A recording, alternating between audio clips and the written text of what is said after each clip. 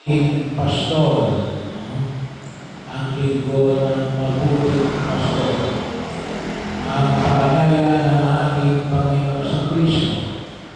Siya ang pastor na nangangalaga sa mga tupa. Ito ay in contrast doon sa mga magnanakaw at tulisan. Well, pangunahan din kayo, kaya lang, hindi para kayo ang ipagtanggol, no? O para kayo ang kanilang mabiktima. No? So kaya po may mga leader na nakikita natin na naging mga victimizer. Sila yung biktima instead na sila yung mga laga. Kasi akala natin ay sila ay mga mabubuting tupa. Mabubuting pastor. Yung pala yung nasa kasamang pastor. At maliwanag din pinapahayag sa atin na makita natin hindi lamang ito tumutukoy sa kung ano yung tama at ano yung mali. Bahagi o ano ba yung nararapat at yung hindi nararapat. Pagkakaroon siguro siya makita natin, hindi lamang ang right and wrong. Yung binibigyan pansin dito ay yung proseso. Pamamaraan. Kasi nga, yung mga hindi dumalang sa pintuan, sa mga Israelita, sila yung mga nadakalaga ng mga tupa. Sila ay may palatay pinto, palatay pintuan, bahagi yun.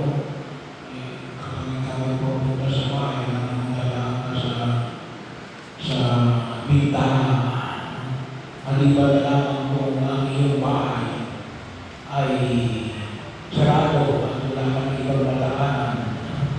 Pero ang talagang dapat nadaanan ay yung pintuan. Kaya ano yung pinamamalit dito? Yung pamamaraan na nawa ay makita ko natin na hindi lamang makita mo kung ano yung tama, pero dapat makita mo rin yung tamang pamamaraan. Katulad ng halimbawa ng kapayapaan. Lahat naman ay gusto natin yung kapayapaan. Gusto natin ng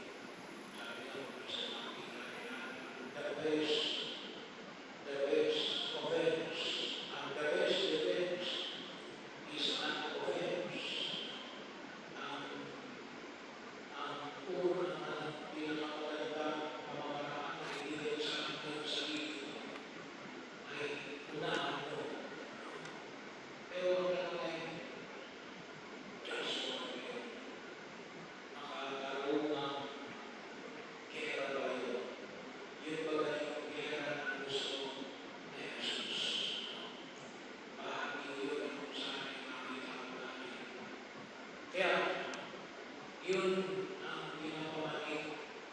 Hindi naman yung kahalagahan ng katotohanan na nais iluwanin ng aming Panginoon sa Kristo. Ngunit yung pamamaraan para makamit ang nasa ating katotohanan.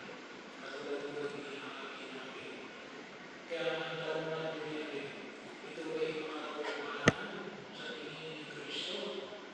At ito ba pamamaraan para makamit ang katotohanan ito ay ang katotohanan na dulo at halimbawa ay pinakita ng ating Panginoong Jesucristo. Kasi sabi nga namin, lahat ay nagalan ng kapayapaan. Pero hindi naman yung Jesucristo. Yung alin, yung pamamaraan na violence o violent pamamaraan. Hindi yun ang kanyang ginagawa. Yung kanyang ginagawa ay mapayapa na pamamaraan. Kaya hindi mo na yung bibigyan namin ng pakikinig. Pero alam mo yung corruption. Bakit nagkaroon ng corruption? So, kaya po isa sabi natin, para mapabilis ang lalagay. At yung iba naman, ay yung mga mabibilis na sistema, pinatawag para alin ang lalagay. Ay hindi ganun yung mga pamamaraan. Bilisan mo yung iyong servisyo na walang lagay.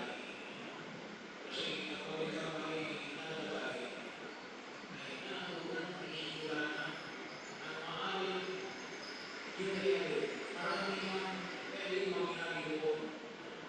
Kaya kung minsan mga tingnan natin na alin, pwede natin mo rin yung mga dokumento. Bakit? Ay hindi maganda yung pamamaraan na ginamit. Nakakulang man ng dokumento. Pero pwede naman. Ano yun? Gawa na namin na magpalagay ka. Kaya yung banay ng problema ay yung banay namin. Katotohanan sa ayon kay Kristo at ang pamamaraan sa ayon kay Kristo na kanyang pinangamin sa daigdig. Mga Kristiyanong katotohanan at mga Kristiyanong pamamaraan. Yun